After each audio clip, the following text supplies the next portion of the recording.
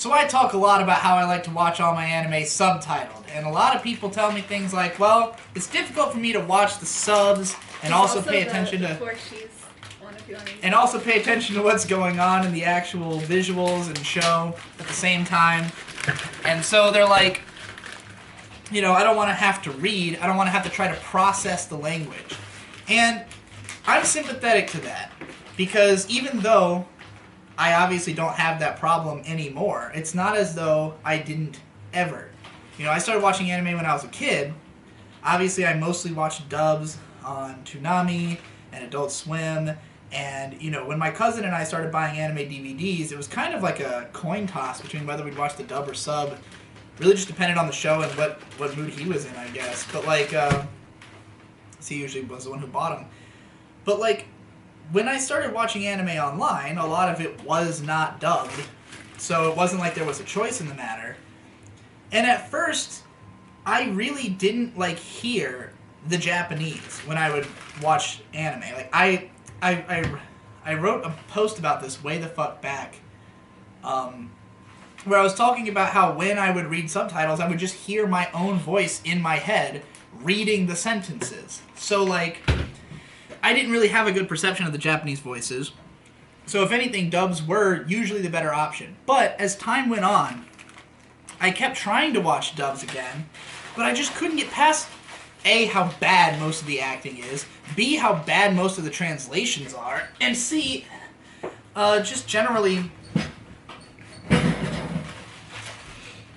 liking the Japanese voices better.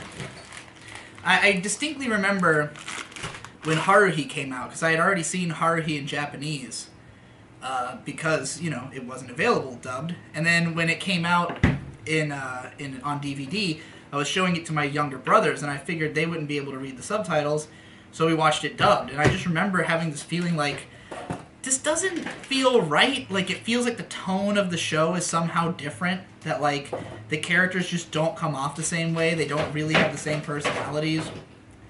It was just different enough that it felt like I was watching a different show. And that's really, like, the last time I remember, like, choosing to watch a dub. And then my last real dub experience after that was when watching with my ex-girlfriend, who was a dub person, and we watched Clannad. Disgusting. And I kept, all throughout the show, pointing out moments where the English dialogue just didn't make sense. Because there were a lot of, like, weird Japanese puns or, you know, wordplay that just didn't translate into English, and they didn't try. It just made no sense. Most viewers just gloss over that stuff. They don't think about it.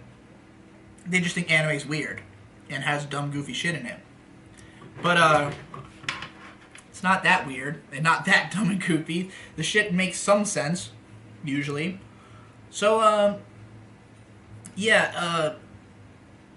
how I bridged this gap is simply by watching enough anime subbed.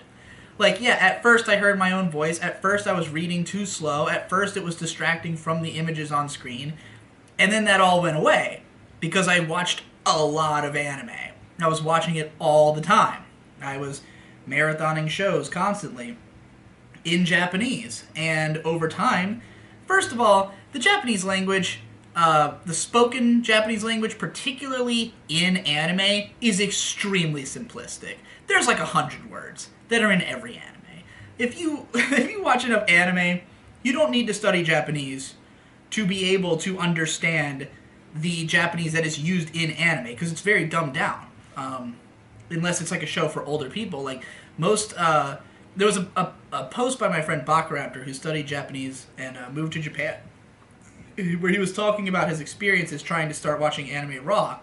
And he was saying any character under 18 is extremely easy to understand, but it's like as soon as they become an adult, they suddenly have a whole, like, they just become a human dictionary. So, you know, I understand that, like, it can be difficult to understand Japanese, but if you're just watching anime and just learning anime Japanese, it's pretty easy to start picking up on things to the point where you don't need as much guidance from the subtitles. Because, like, I don't, like, read all the subtitles. I don't read it like a book. I glance down and, like, between hearing it and seeing it is an understanding born. But the more anime I watch, the easier it is because, and to the point where I'm often correcting the subtitles, either in my head or out loud, to what I think would make more sense, because of the meta context of hearing these words in anime over and over again, and thinking about why those words would be chosen. So, I value that a lot. Are you done making your pizza? Yeah. Pop these bad boys in the oven. And that's why I toaster oven. put so much value on the Japanese voice acting, because like I care more about anime in a meta sense than I do about individual shows. That's just me personally. My way of my general way of consumption is that I care more about meta than I do about the shows themselves. And so the meta context of the Japanese language is very important to my overall enjoyment of shows. Hearing the same phrases over and over again, the different ways that they're used, and the different ways that the language is played with in different shows. So to me, it's like if I'm watching something dubbed versus subbed, it is a different show. It is just flat out a different show. There's too much different meaning, too much different feel. Like, I don't consider them to be the same.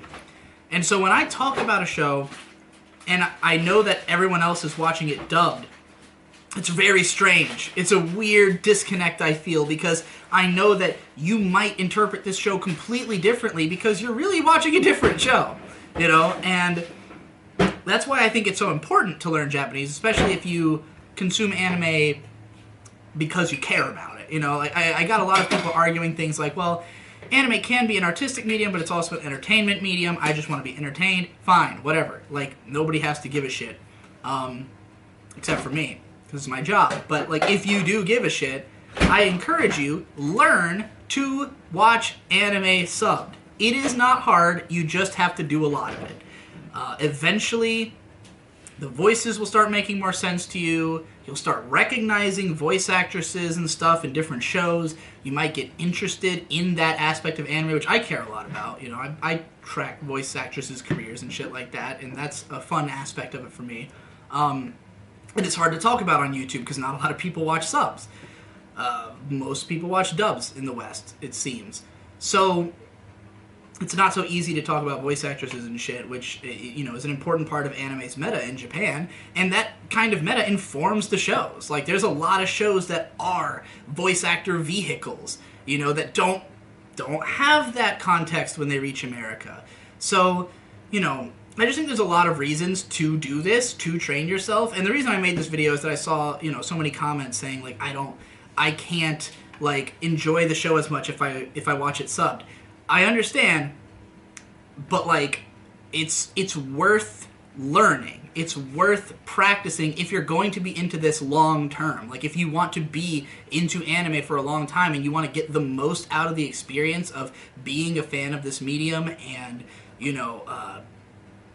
understanding the shows as they were intended to be understood, getting more involved in the meta context of what's going on in anime, which is inherently a very metatextual medium. And again, you don't have to enjoy anime this way, but this is how I enjoy anime, and it's weird for me to talk to other people as though we are in the same thing when we're seeing such different versions of it.